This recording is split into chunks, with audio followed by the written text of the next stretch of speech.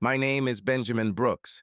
Most often my name is Ben, and when I was a kid, my name was Benji, which, to be honest, sounded like I was a little dog and not a person.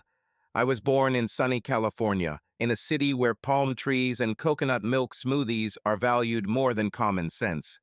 The town was called Santa Clara, and if you Google it now, then yes, this is the same one where there are only its specialists and companies with 3 letters in the name. I was an only child, which pretty much explains why I grew up with high self-esteem and a love of attention. My mother, Mary Brooks, was an English teacher, which explains why I speak quickly and coherently, and my father, Henry Brooks, was an auto mechanic, which explains why I know how to fix an old engine, but have no idea how to use a scanner in a supermarket. My childhood was spent surrounded by the smell of motor oil, pages of classic literature, and constant lectures on how a man should be able to work with his hands. A naive father, he clearly did not know what world his son was growing up in.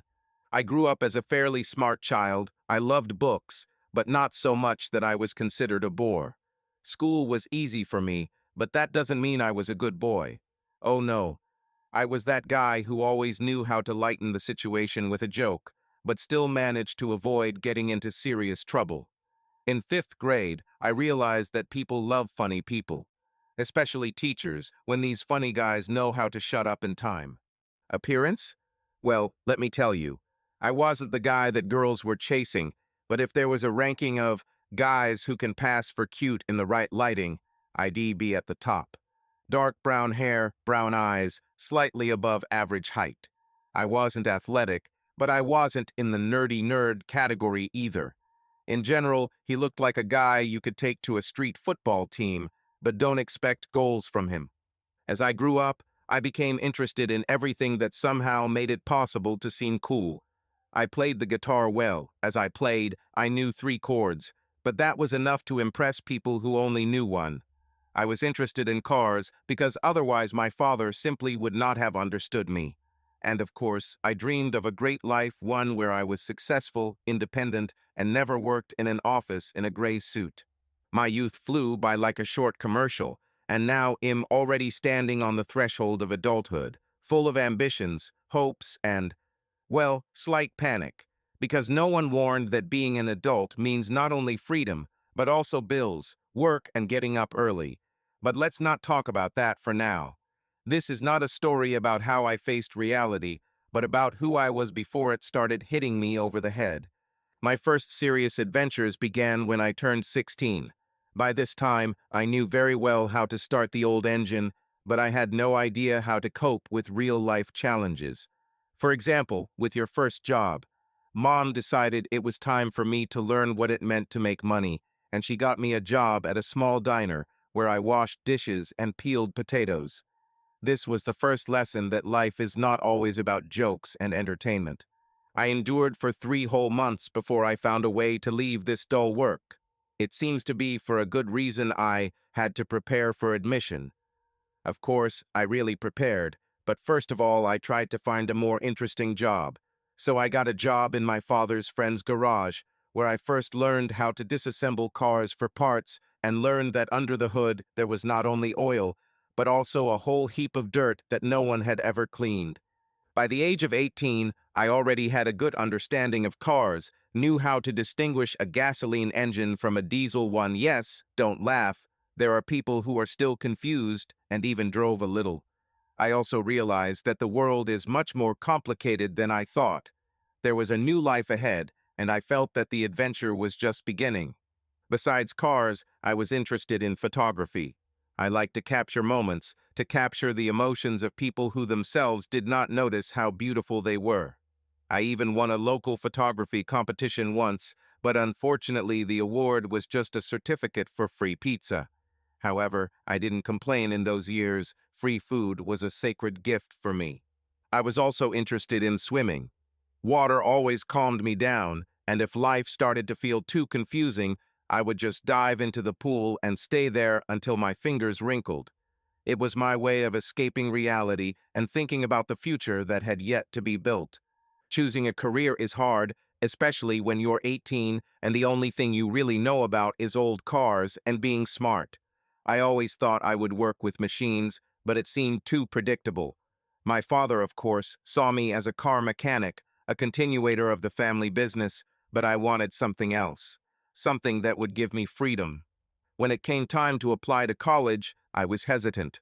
There were several options: a technical university, an art college, or something related to business. Photography has always been interesting to me, but making a career out of it, too unreliable. Business, boring. What remained was the technical university, which, in general, was logical, given my interest in technology. I chose the engineering program, and, to my parents' surprise, I was accepted. The first few months passed in complete chaos. A new city, new people, lectures that lasted 3 hours. The campus was a huge labyrinth of glass buildings, concrete paths, and endless green lawns, where students sat with laptops, staring at the screens with expressions of complete despair or fascination. But what struck me most was how quickly adult life began to creep up on me. Now I had to take care of my own bills, food, and schedule. No one forced me to wake up in the morning, but if I didn't, I would fail. Among my classmates, there were many enthusiastic people who already knew what they wanted.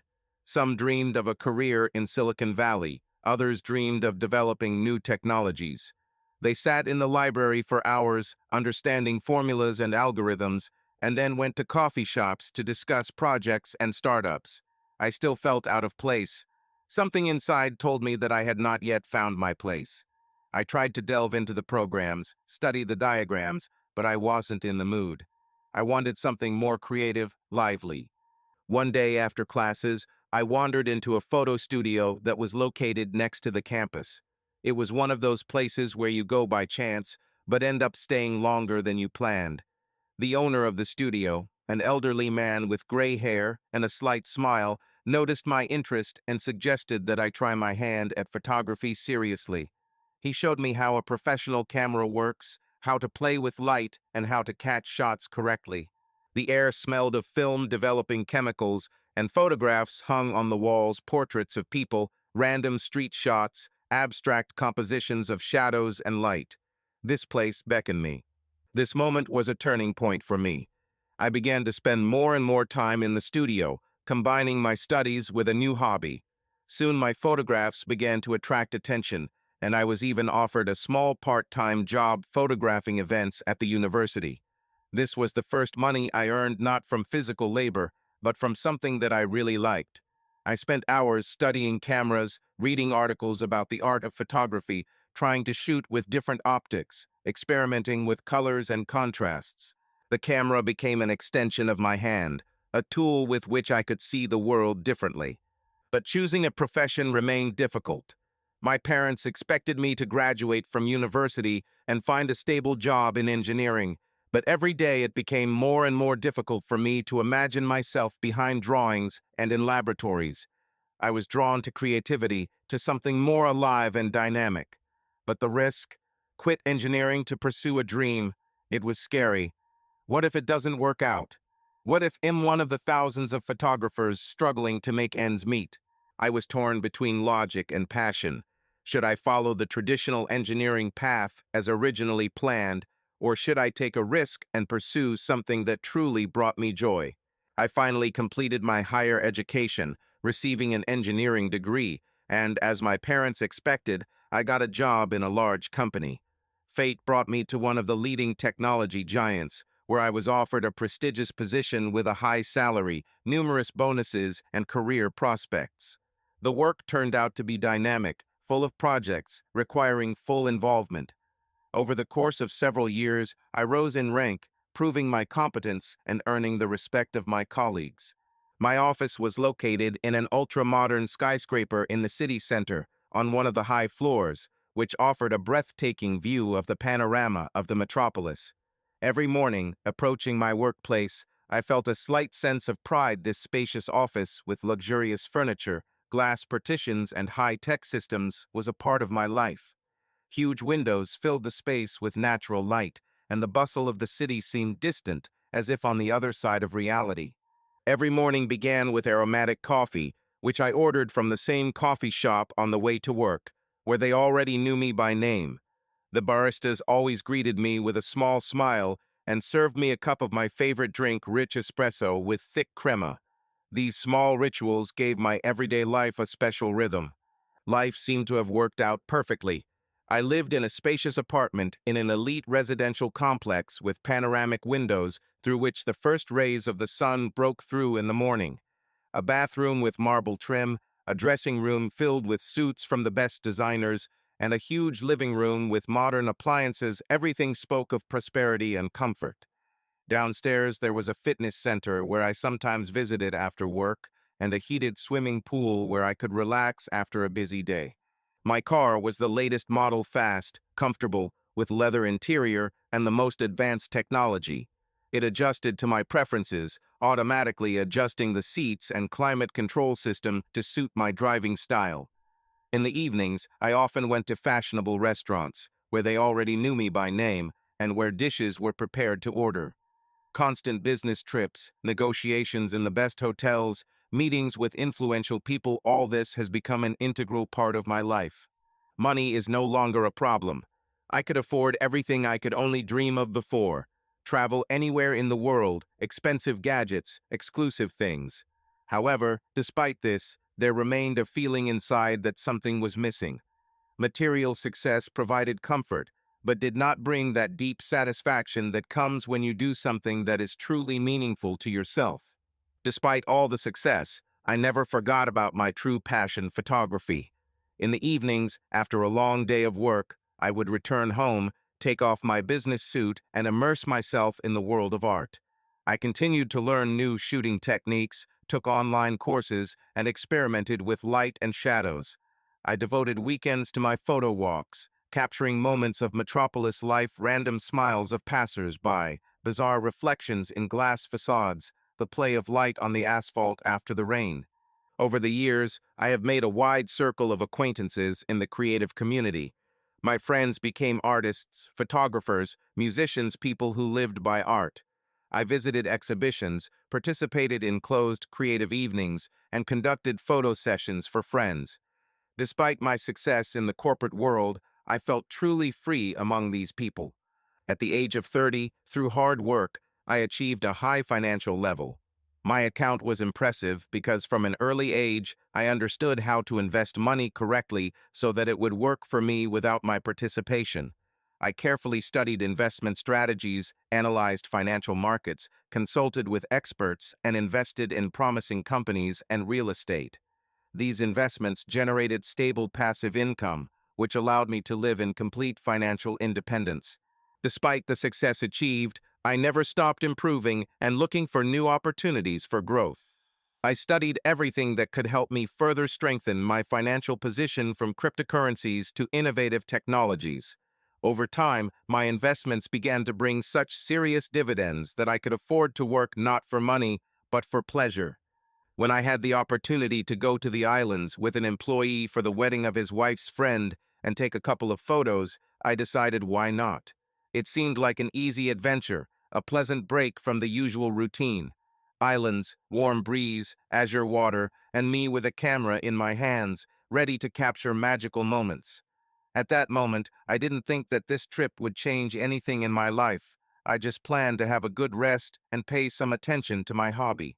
The flight to the islands was the beginning of something new. As the plane climbed, I looked out the window, watching the city below us turn into tiny lights. There was a strange feeling of anticipation, as if this trip was about something more than just relaxation and a couple of wedding photos. My friend Alex, he was a financial specialist, a man who could talk on any topic and maintain an easy conversation.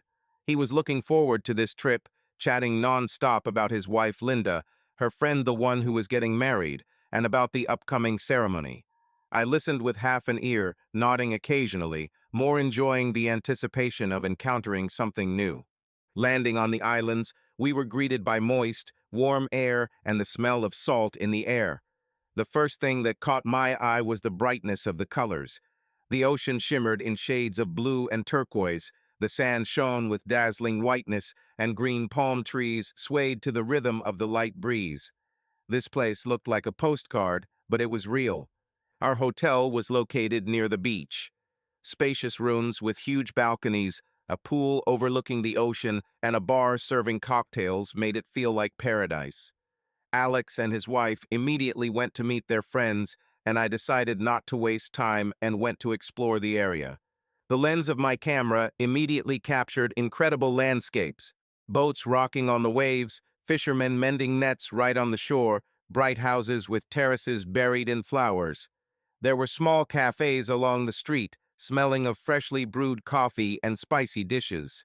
In one of these places, I met a waiter named Diego, a local resident, who with a smile told me about the island, its way of life, and the fact that every day here is a small holiday. In the evening, I met with the company that had come to the wedding. It felt like I was in a movie. Funny conversations, laughter, glasses of champagne, light music sounding from somewhere far away. Everyone was relaxed and enjoying the moment. I met several guys: Mark, a friend of the groom who turned out to be a lawyer, and Kevin, a photographer who came to photograph the ceremony. We quickly found a common language, discussing different shooting techniques and the best moments worth capturing at weddings. Preparations for the wedding were in full swing. The bride, Emily, was glowing with happiness. Her friends were running around the hotel, choosing outfits and discussing the last details. I was asked to take some test shots. I agreed, realizing that this could be a great opportunity to practice and capture something special. The camera seemed to come to life in my hands, capturing every moment: smiles, sincere glances, the wind playing with the girl's hair. The following days were filled with meetings, walks, and new emotions. We went sailing, explored the hidden corners of the island, sampled local delicacies, and simply enjoyed every moment. I became more and more immersed in the atmosphere of the island, enjoying its rhythm, freedom, and the feeling that time moves differently here. One night, sitting on the beach with a camera in my hands, I saw her. She appeared from the darkness, like a vision, slowly walking along the soft sand. Tall, graceful, with long wavy hair that caught the moonlight and shimmered with shades of gold. Her silhouette was mysterious, as if created by nature itself in order to attract glances. She walked barefoot, leaving light footprints on the wet sand, and the translucent dress flowed softly around her figure, emphasizing every curve of her body. The wind played with the fabric, revealing the thin lines of her legs and waist, creating an effect of lightness and ephemerality. She was holding a glass of some dark drink in her hands, and her lips parted slightly, as if she wanted to say something, but changed her mind. Her eyes, deep and dark as the night sky itself, met mine. At that moment, it seemed to me that time had slowed down, that the whole world around had disappeared, leaving only the two of us. She smiled mysteriously, softly, with a slight play in the corners of her lips, as if she knew something that I had yet to learn about. This moment was as if snatched from a dream, so perfect that it seemed unreal. I instinctively raised the camera, trying to capture this ephemeral moment.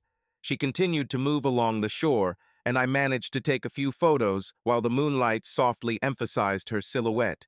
Suddenly, she stopped, put the glass at her feet, and, without hesitation, threw off her dress. Her naked body, illuminated by the silvery glow of the moon, looked like a living work of art.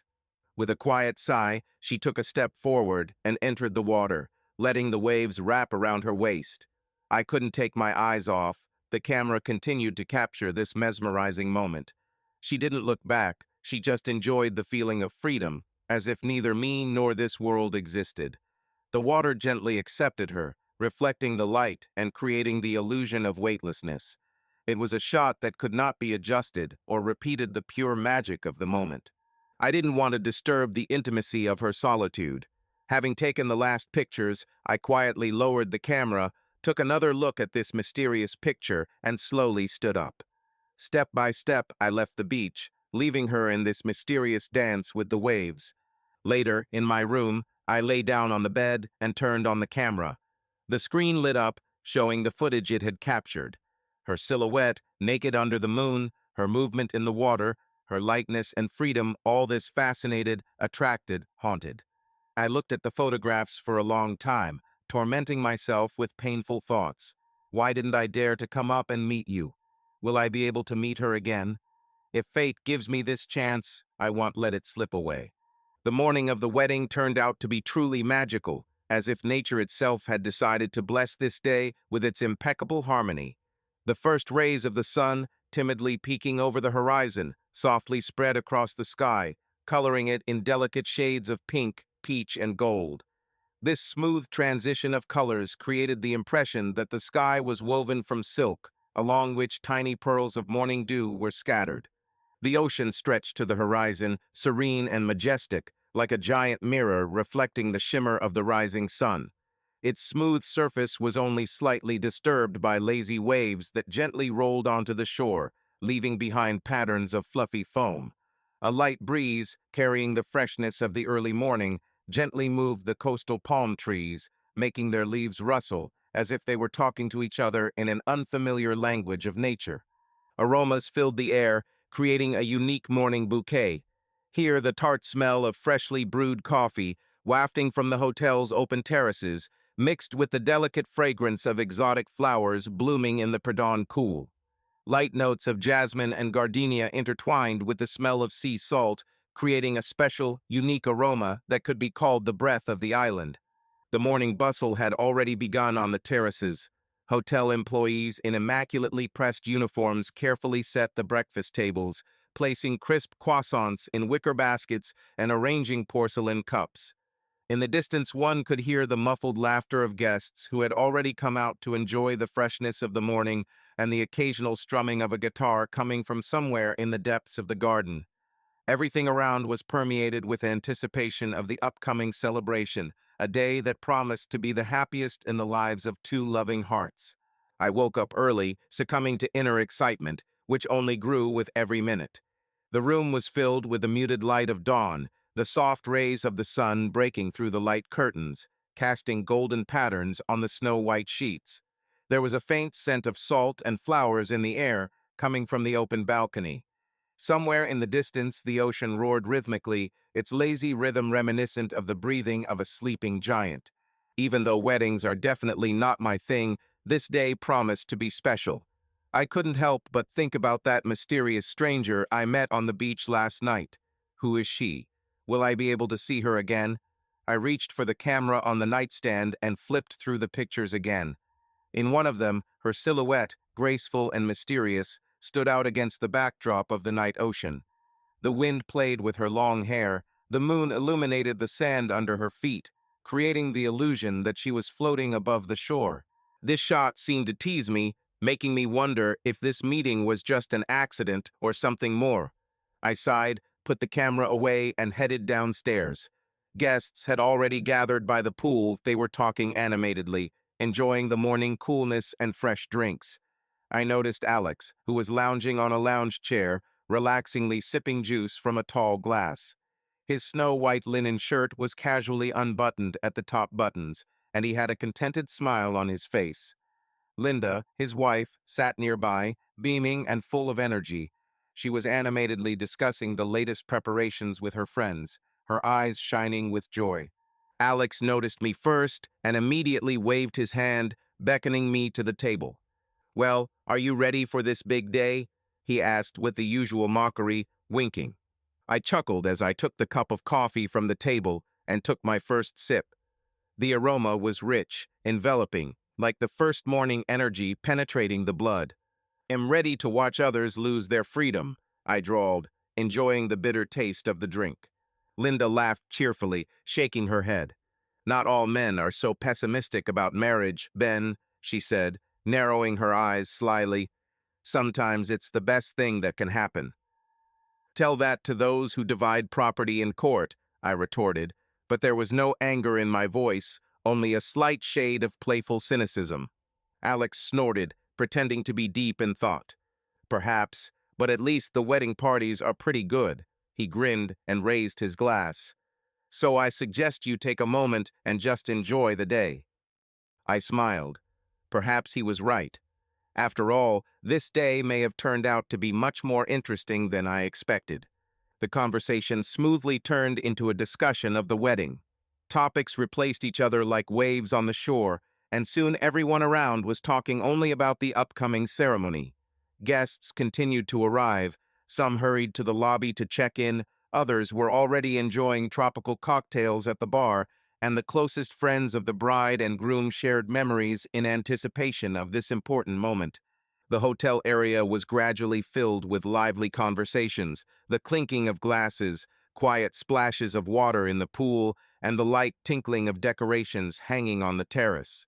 Women floated along garden paths and verandas like colorful butterflies, their bright summer dresses fluttering in the gentle ocean breeze. Their laughter sounded iridescent and sparkled, adding lightness to the morning atmosphere.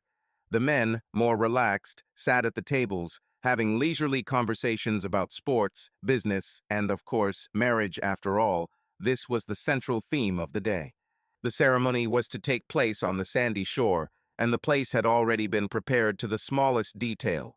White chairs with thin ivory ribbons were neatly lined up in two even rows, forming a wide alley that seemed like a path to a new life. Fresh rose and jasmine petals were scattered across it, exuding a delicate aroma. The arch, woven from snow-white orchids and vines, rose against the backdrop of the endless turquoise ocean, like a portal to a fairy tale. A light breeze made the flowers sway, and the waves behind them created a melody that became part of this magical moment. I couldn't miss this chance and almost mechanically picked up the camera. My breathing became even, and the world around me seemed to slow down. I wanted to capture every detail, every sincere emotion, every glimmer of light on the faces of the guests. People smiled, looked at each other, someone straightened their hair, and whispered excitedly. Excitement was visible in the eyes of the groom. He rubbed his palms every now and then, but as soon as he looked at the path leading to the arch, everything around seemed to disappear for him. And then, finally, the music changed. At this moment, time truly stood still. The bride appeared. Emily stepped into the alley scattered with petals, and everyone around her held their breath. She looked dazzling. Her dress, light, as if woven from morning fog, flowed softly across the sand. The snow-white fabric fluttered from light gusts of wind, giving her image an almost unearthly glow. Her hair, styled in an elegant updo, was adorned with tiny pearls like dewdrops. Her eyes shone as if the sun itself was reflected in them, and her smile was full of pure, sincere happiness. The groom, Mark, seemed to have forgotten how to breathe. He took a tiny step forward, then stopped, flexing his fingers nervously, but his smile spoke louder than any words. At that moment, the whole world narrowed to one point, the one where their eyes met. I caught this moment through the lens, holding my breath.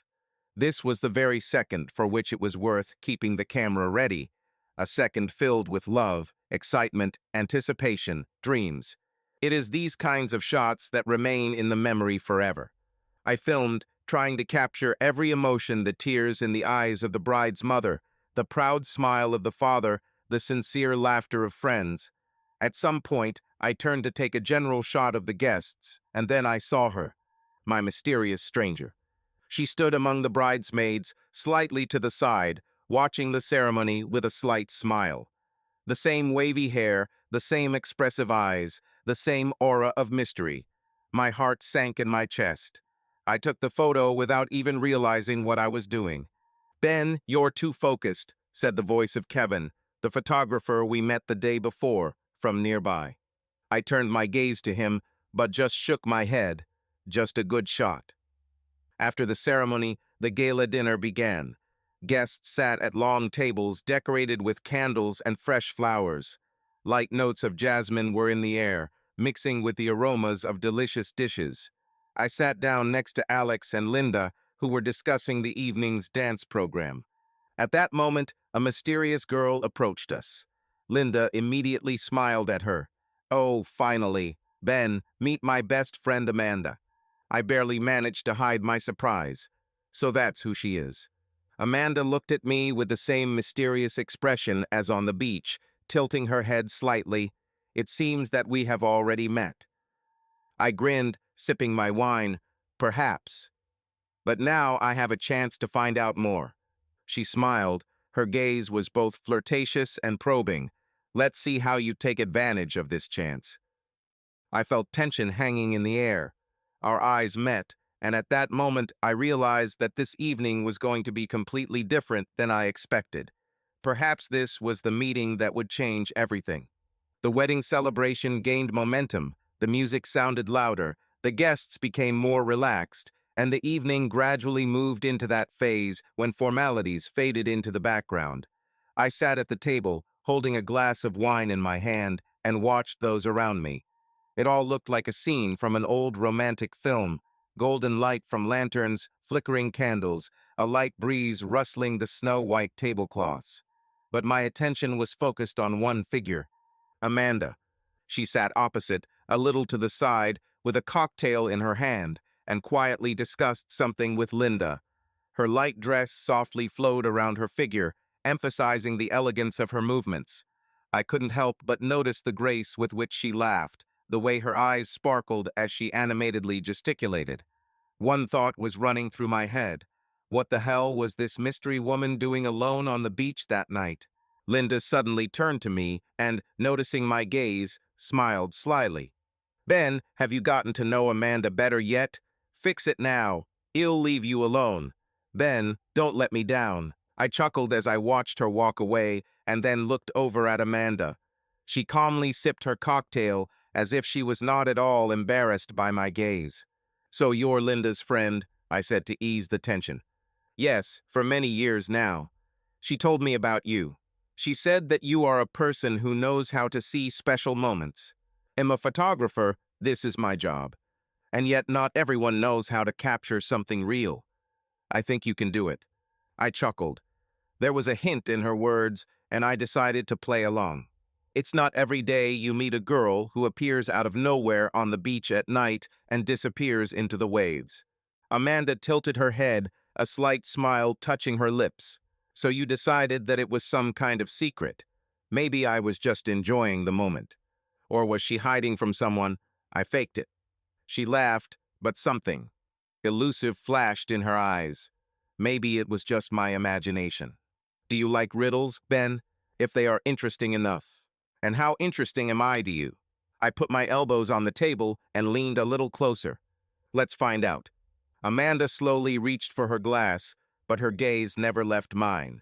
There was laughter all around, someone was already dancing near the stage, the waiters were bringing new dishes, and I suddenly realized that this evening had taken a completely different turn.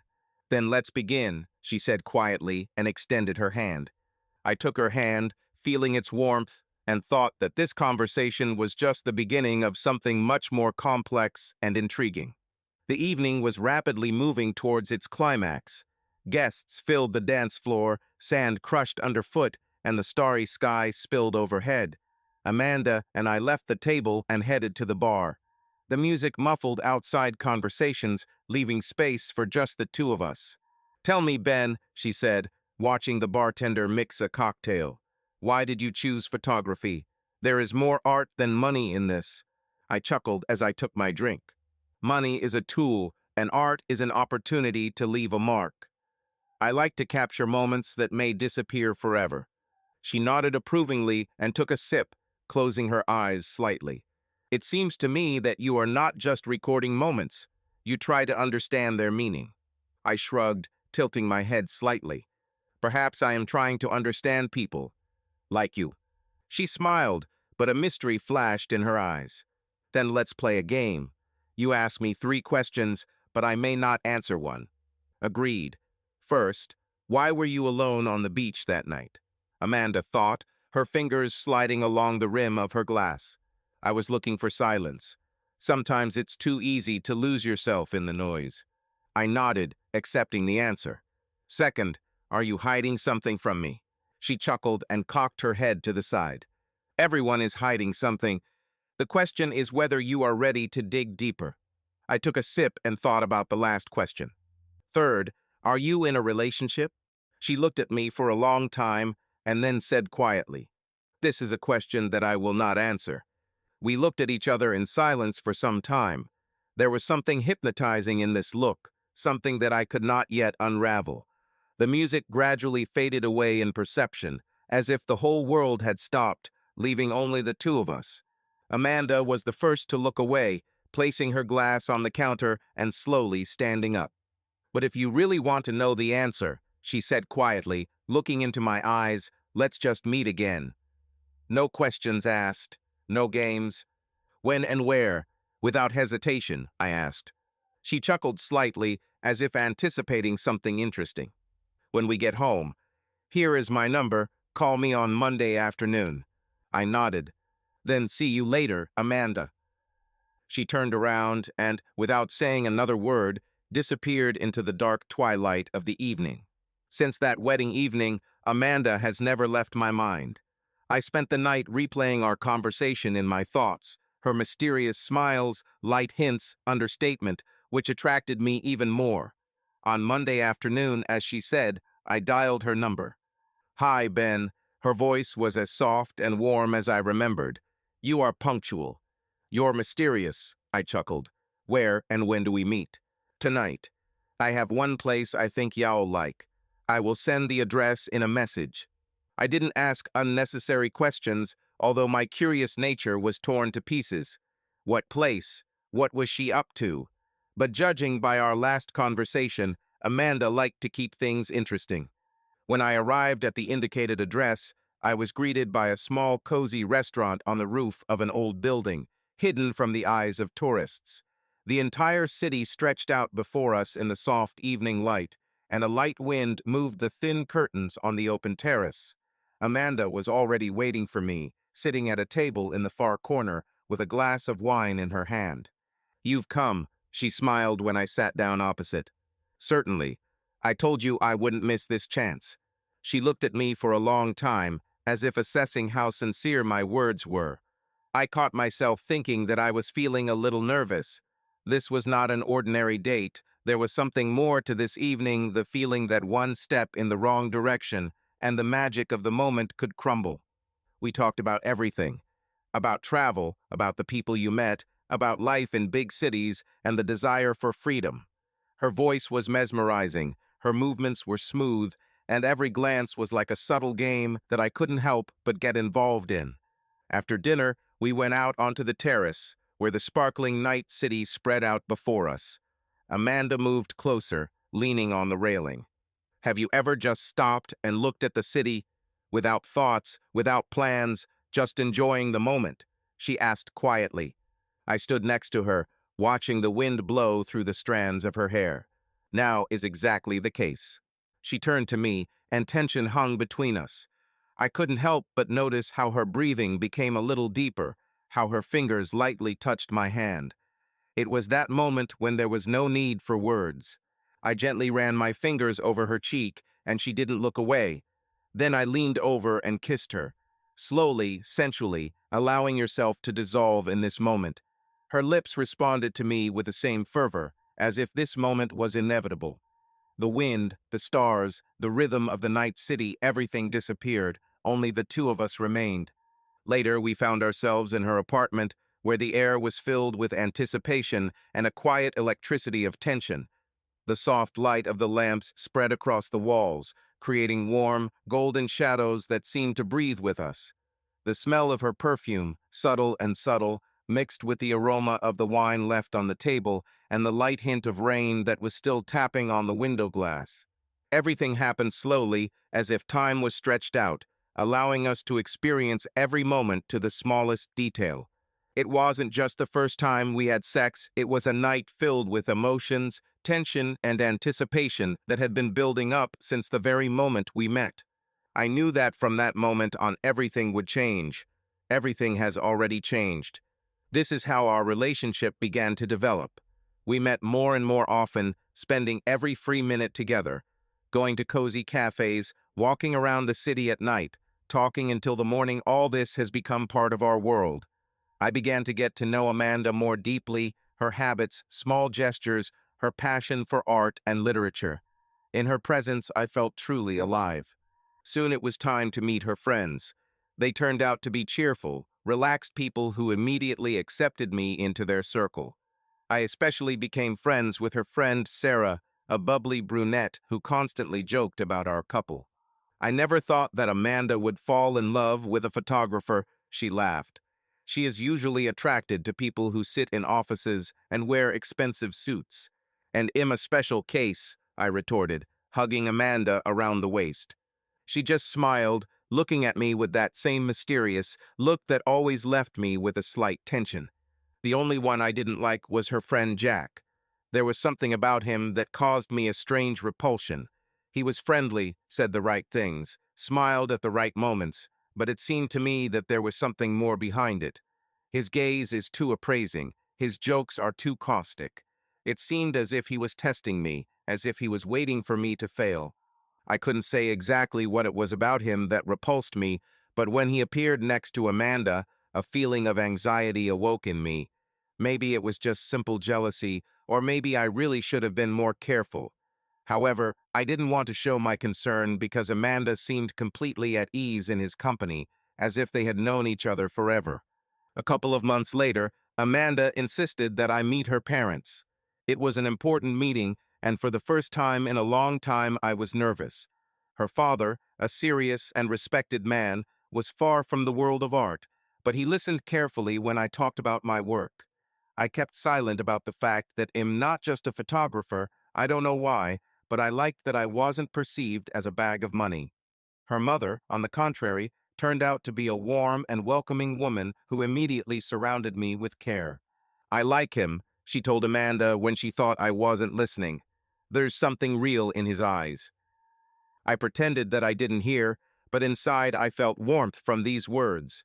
Every day I realized that our connection was becoming stronger, and something inside told me that this was not just a passing hobby. It's been a little over a year since Amanda and I started dating. It was a time filled with bright moments, passion, discovering each other anew every day. I felt that next to her I was becoming better, stronger, more confident in my choice. But with every month, the realization grew stronger inside me. I don't want to lose her.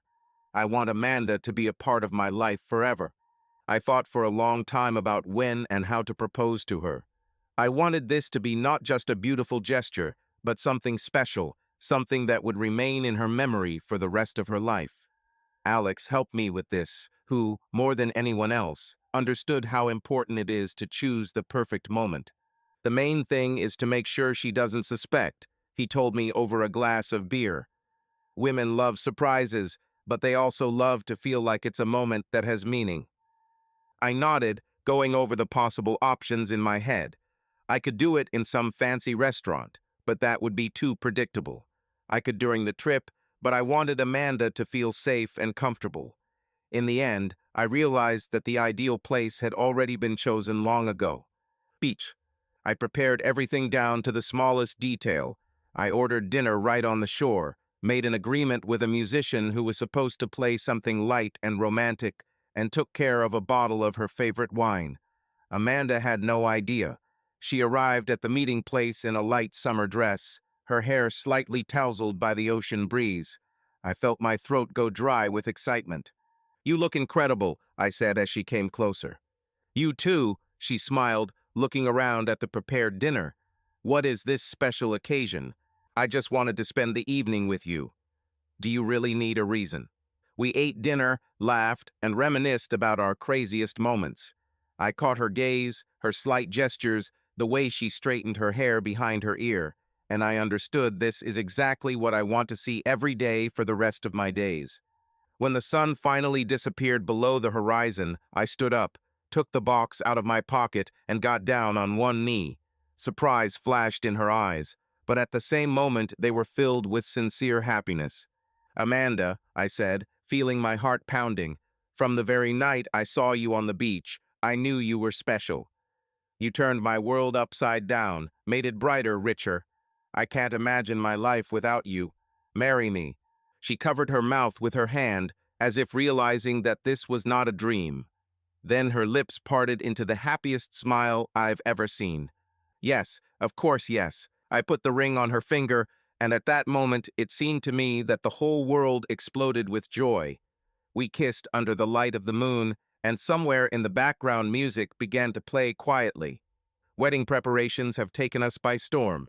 Amanda was immersed in choosing a dress, a place for the ceremony, a menu for the guests, and I tried not to get lost in this chaos. The wedding had to be perfect, the one she dreamed of. We chose the place a spacious terrace overlooking the ocean, decorated with white flowers and candles. Everything was thought out to the smallest detail. 2 weeks before the event, we hosted a dinner for friends and family to celebrate our upcoming wedding day. The atmosphere was warm, almost homely. Candles flickered on a long wooden table, reflected in glasses of wine, plates quickly emptied, and the air was filled with laughter, interrupting the soft music coming from the speakers. From time to time, someone would raise a toast, recalling funny stories associated with us, and at these moments I felt a strange mixture of joy and anxiety overcome me. But even then, in the midst of all this serenity, I couldn't help but notice one thing: Jack. He was always there for Amanda.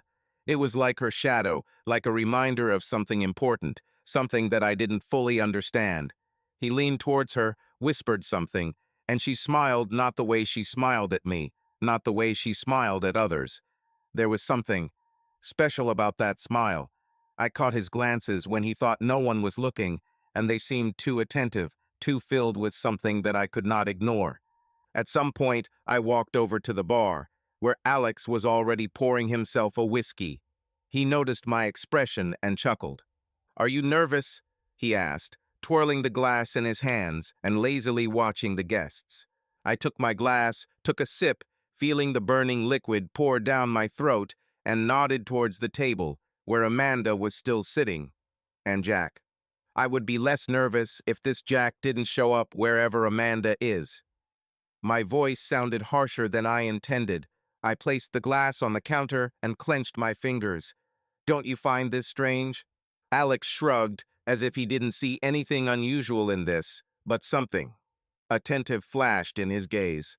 "They've been friends for a long time," he said casually, raising the glass to his lips. "But yes, he doesn't seem happy about the wedding. Maybe he doesn't understand what he feels." I snorted, looking back at Jack. He sat too close to her, his hand barely touching her elbow. "Or he understands too well," I muttered, clutching the glass so tightly that my knuckles turned white. On the wedding day, the sky was cloudless. A light sea breeze pleasantly cooled the air. The guests took their seats. Music smoothly filled the space. I stood at the altar, waiting for Amanda, and felt my heart beating faster. And then she appeared. Amanda looked amazing, her dress, her look, her light, barely noticeable smile. At that moment, I knew this was the right choice. This is our destiny. As she got closer, I noticed Jack standing next to the bridesmaids. He looked at her, at us, and there was something in his gaze that made me tense. Admiration, sadness, envy, I couldn't make it out. The ceremony went perfectly. We exchanged vows, exchanged rings, and kissed to the applause of the guests. At that moment, I didn't think about anything but her, my wife. At the wedding dinner, the atmosphere was relaxed and light. The guests congratulated us, dancing, music, everything mixed into one happy whirlwind. The first year of marriage seemed perfect. We enjoyed our life together, trips, evenings in restaurants, and lazy mornings in bed. Everything seemed right and harmonious. Amanda was still the same person I fell in love with, smart, passionate, mysterious. However, over time, small, almost imperceptible cracks began to appear. At first, it was little things. She began to stay late at work more often. Sometimes she went to meetings with friends that I didn't know about. I didn't want to be a jealous husband, so I didn't ask unnecessary questions. We trusted each other, didn't we? But then I started to notice something else. The phone, which she could previously leave anywhere, was now almost always with her. Sometimes she'd smile at the screen as she read the messages, but if I asked what was so funny, she'd say something vague like, "Oh, it's just Sarah being stupid," or "work stuff." What bothered me most was Jack's presence. He still showed up in our lives too often. They met for coffee, discussed some old memories, and I felt that nothing had changed on their part. He was there, in her life, nearby. Always. One evening, I returned home to find Amanda in the living room with a glass of wine. Her phone was on the table, and while she was going into the bedroom to change clothes, the screen lit up with an incoming message. "Do you miss me? The sender is a number without a name." I wasn't one to go through other people's phones. I wasn't one to make jealous scenes. But at that moment, I realized that the ideal picture of our marriage began to crumble. I didn't yet know whether it was just an empty flirtation or the beginning of something more, but something turned upside down inside me. I looked at the bedroom where Amanda was changing clothes, and for the first time in a long time, I felt that something invisible was standing between us, something that could destroy everything we've built. Several months have passed since I first saw a suspicious message on Amanda's phone. Then I told myself that I would not make hasty conclusions. I wanted to believe that this was just a game, that nothing serious was happening. But the further I went, the more my confidence crumbled. Amanda has changed. She came home late more and more often and could leave for the weekend without explanation, leaving me in the dark. And when I asked, she waved it off. Have you become a jealous husband? Ben, don't be so boring. I have a life outside of our marriage. These words hurt. I didn't want to control her, but I couldn't help but notice the obvious. And then I saw the messages again. This time Frank. One day her phone lit up again while she was in the shower. I looked at the screen and saw several notifications from a contact, work. One text in the preview felt like a knife pierced my chest. I can't wait to feel you again. You were absolutely incredible. Breathing became erratic. Hands clenched into fists. I knew I shouldn't, but my fingers automatically reached for the phone. Having unlocked it, I fell into a nightmare from which there was no way out. You're driving me crazy. Your husband is blind. I wonder if he notices how you glow after our meetings. How do your legs still shake when you return home?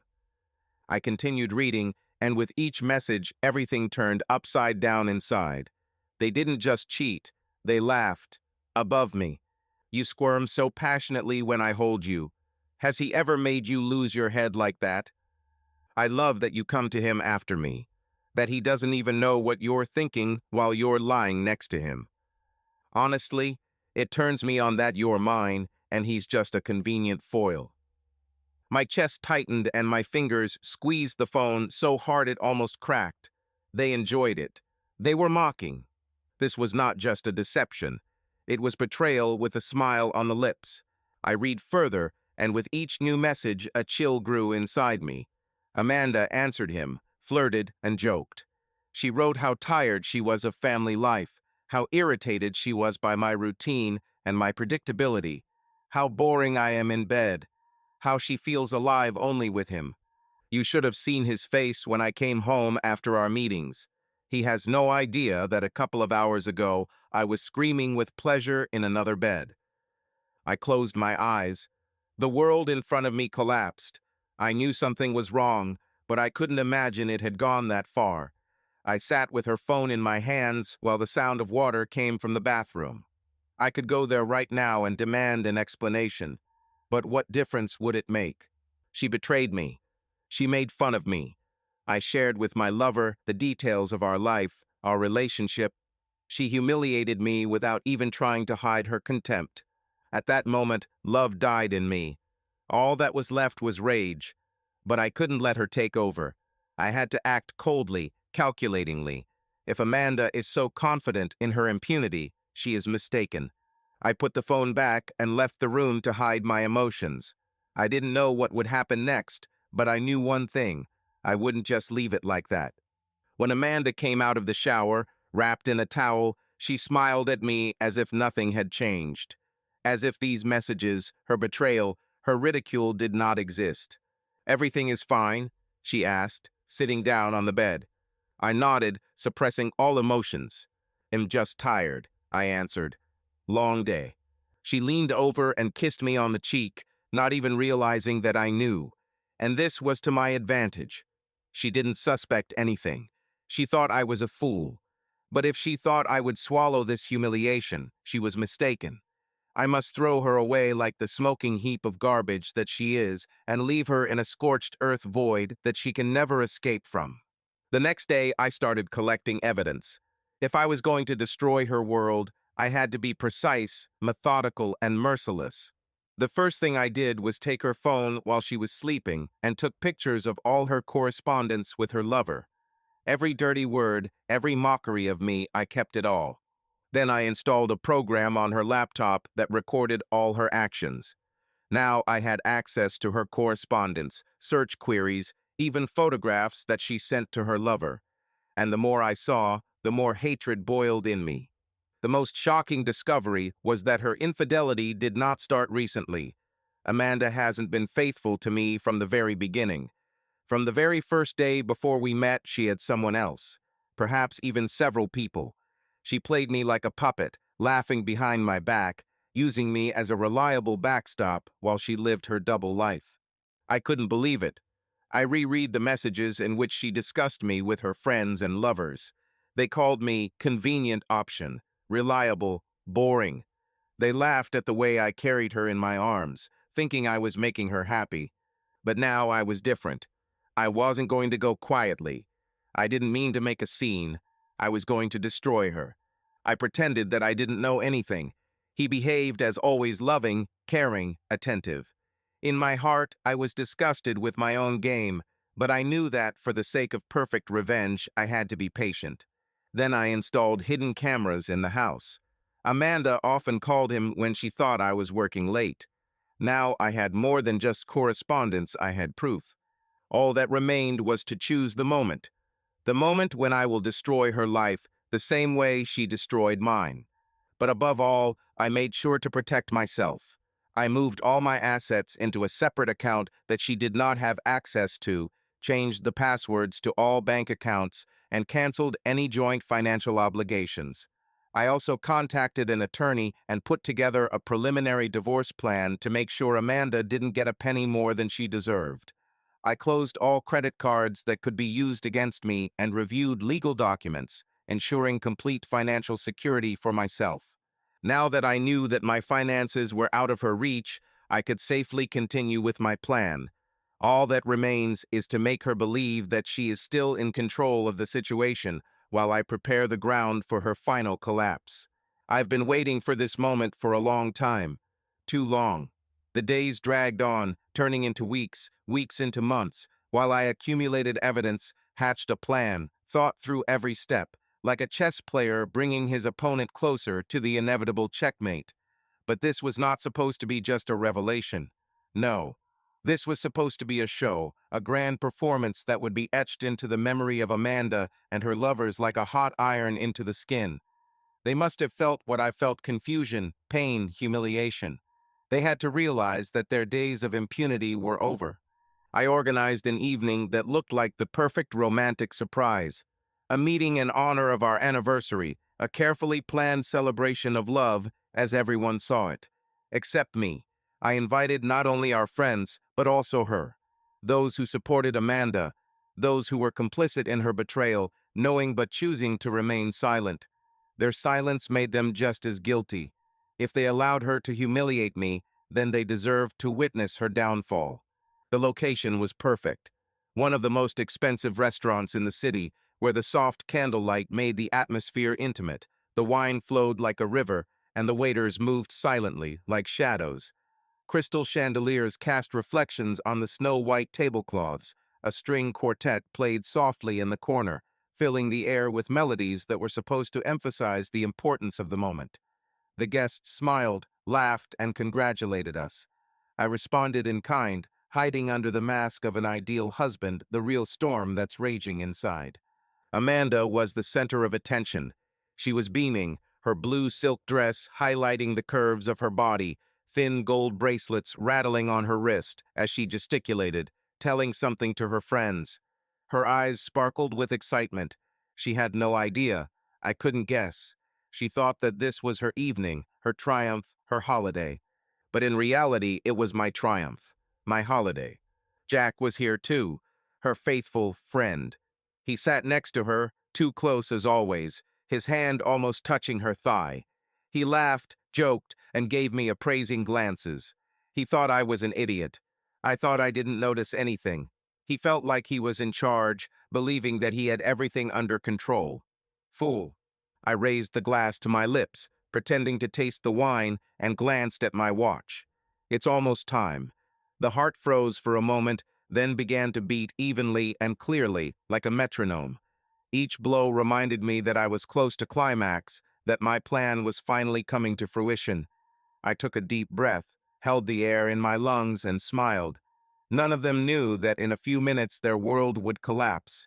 I stepped up to the stage, picked up the microphone, and said my first words. Dear friends, thank you for coming to celebrate this special day with us.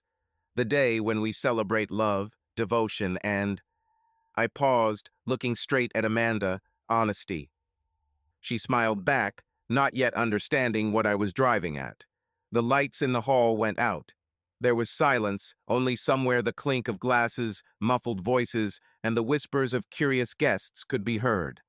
The first frame flashed on the screen, Amanda kissing me on my wedding day. Her eyes shine with happiness, her dress exquisitely fits her slender body. The perfect moment. A beautiful, romantic start.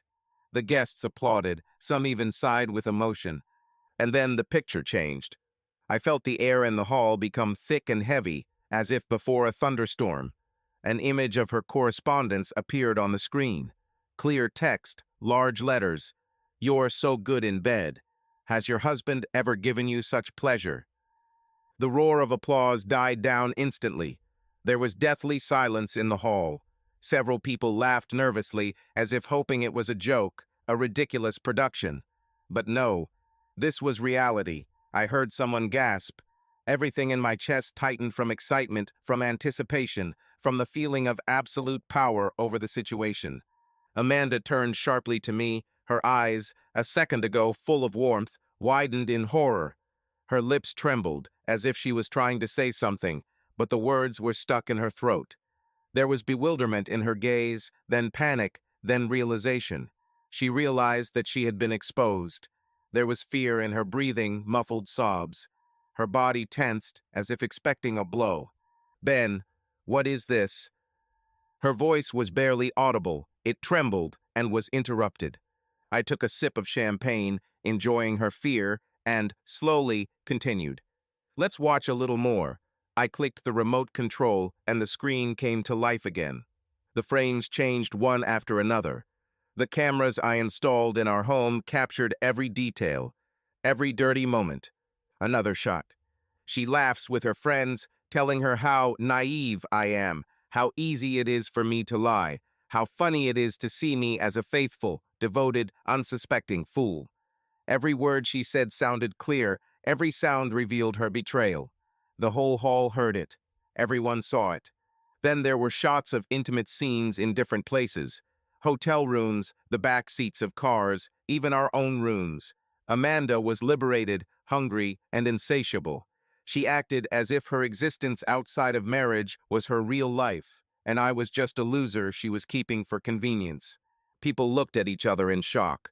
Someone looked away, someone hid their face in their hands. Someone looked at Amanda with undisguised contempt, someone with hatred. This is not true, she shouted, jumping out of her chair, her breathing hitched. This is fake, but her voice trembled, it was full of despair and fear. There was no confidence in him. She knew she was caught. Everyone knew. Jack turned pale, looking around. He understood that now his name was forever associated with this shame. His fingers clenched into fists, sweat dripping down his temples. He wanted to run away, dissolve, disappear. But it was too late. I slowly tilted my head to the side, savoring her panic, her humiliation, her fear. Maybe you can explain it to us, Amanda, to everyone who was part of your game. She silently opened her mouth, but could not find words, because there were no explanations. I watched her world crumble, how her self-satisfied confidence shatters into pieces, how from a prosperous wife, surrounded by admiration, she turns into an object of ridicule, disgust, and contempt. The guests no longer looked at her with respect. Now they looked at her as if she were fallen, dirty, and it felt damn good. She opened her mouth, tried to say something, but the words got stuck in her throat. Her hands trembled, her eyes darted around the hall, looking for support, but no one dared to intervene. You're pathetic, Amanda. My voice was calm and cold. You thought that you could humiliate me behind my back, laugh at me with these. I nodded towards her friends and lover. But who laughs now? Did you think that I would remain a comfortable, obedient husband? That ill close my eyes because I'm scared of losing you. You didn't just betray me. You trampled our life, turned it into a dirty joke in which I was assigned the role of an idiot. But now we have switched roles. I paused, enjoying the way her face turned pale. Do you know what's the funniest thing? I grinned. You always thought you were in control of the situation. But here we are, and you are completely helpless. She stood up sharply, her eyes sparkling with anger. You're a bastard, Ben. You made me a laughing stock. I leaned forward, looking her straight in the eyes. No, Amanda, you did it yourself. I just pressed the play button. At that moment, a lawyer, my representative, approached her. Mrs. Brooks, he said, handing her a folder, here are the divorce papers. All of your husband's assets have been transferred to accounts that are inaccessible to you, and the property that you controlled has been transferred to trust management. Sign them in the presence of witnesses, or we will continue the proceedings in court on the grounds of treason and slander. Amanda almost fainted from shock. I nodded politely to her. Goodbye, Amanda. I hope Jack takes you to live with him. Unless, of course, he wants to run away. Turning around, I took one last sip of champagne and walked towards the exit. There was a deathly noise behind me. Someone whispered, someone rushed towards Amanda, but I didn't turn around. I felt my heart finally getting lighter. I didn't want this revenge, but it became my necessary protection. I've allowed myself to be considered a fool for too long. When I went outside, it was a warm, almost summer night. The air smelled of freshness, lanterns shone all around, life was in full swing. But for me, the whole world seemed to take a breath. I felt neither joy nor remorse, just cold devastation. It seemed to me that I had gained freedom, but at the same time I realized that I had lost a lot. In the coming weeks, I moved out of our shared home, or rather, from what we considered common. Now there were lawyers' seals there, confirming my full ownership and Amanda's non-admission. I moved all my valuables, documents, photographs to a new apartment, which I managed to buy in advance. Amanda tried to call, write, and threaten with lawsuits and reprisals. But the lawyer was on my side. I had irrefutable evidence of her infidelity. Soon she calmed down, apparently realizing the futility of the struggle. Jack at first tried to be her protector, but soon he also realized that the situation reeked of scandal and financial loss. I threw myself into work, into business, into new investments. My financial sphere was reliably protected, but photography, my true refuge in difficult times, became my salvation again. I walked the streets, filming other people's emotions and faces. Sometimes I was visited by a vague regret. Maybe I shouldn't have taken everything to such an extreme. Maybe they could just get a divorce. But every time, remembering the sarcastic lines of her messages, ridicule, meanness, I realized that for her this was a well-deserved lesson. Time passed, and the wave of gossip subsided. When I met a mutual friend, I noticed respect and sympathy in his gaze at the same time. Someone was saying, "Yes, Ben, you did what you had to do. You should have thrown her away like the smoking pile of garbage that she is, and left her in a scorched earth void from which she could never escape. There is no point in putting up with this kind of attitude." Someone shook their head, thinking that I acted harshly, but I stood my ground. There was a need to show that my feelings should not be played with, that I was not a thing or a wallet on legs. I am a man. When the divorce was officially finalized, I felt completely new. It was as if a cloud hanging over me had lifted. Of course, there was sediment left inside. It can be difficult to trust after such betrayal, but I realized how strong I am when I decided to protect myself. A few months after the messy divorce, I was slowly returning to normal. I didn't immediately jump into a new relationship. My soul needed time to heal the wounds, to comprehend what I had experienced.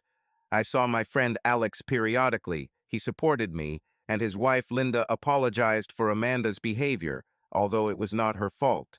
I plunged headlong into investing. I studied innovative projects, new startups, and bought shares. I became more and more independent, not only financially, but also psychologically. At the same time, I developed in photography. I took orders to photograph corporate events. Sometimes I photographed weddings, but only on the recommendation of close friends, so as not to get into too personal dramas. One day, I organized my own photo exhibition. The photo exhibition was an event that I prepared long and carefully. I knew that this would not just be a demonstration of my art, but also an act of final liberation. I selected shots, made selections, composed an exposition as if arranging pieces on a chessboard. Some of the photos were taken a long time ago, others were taken more recently, but they all reflected what I went through. And among them were those same photographs. Photos from that night. The same one when I first saw her on the beach, shrouded in moonlight. When her body merged with the waves, creating the perfect combination of nature and human grace. It was art, pure magic of the moment. Amanda plunging into the ocean, her naked silhouette dissolving in the silvery light of the moon. It seemed as if the water itself was accepting her, hiding her, making her a part of itself. These shots were the most powerful I've ever taken. They were so fascinating that no one, even without knowing the history, could remain indifferent. The exhibition took place in one of the galleries in Manhattan, a spacious hall with dim lighting, soft music, glasses of champagne, lively conversations. The guests slowly moved from one photograph to another, discussed, admired, and asked questions. But when they reached the central part of the exhibition, those very photographs, the conversations died down. There she is, Amanda, mysterious, ephemeral, as if part of the elements themselves. Nobody knew who she was. For everyone, it was simply a stunning series of photographs that captured the elusive beauty of the moment. But I knew, and she knew too. Subscribe to our channel so that your love doesn't cheat on you, and go ahead and listen to the next story, because this story is nothing compared to the next one. If you're under 18, don't even think click to the next one.